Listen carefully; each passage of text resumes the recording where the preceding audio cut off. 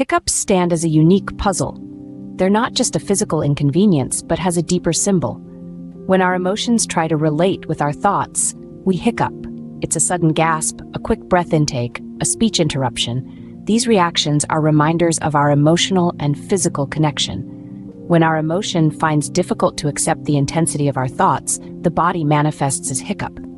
So when you hiccup, pause, reflect. It's your body's way of highlighting the need for emotional balance. Remember, every hiccup holds a story. Your story. Listen closely.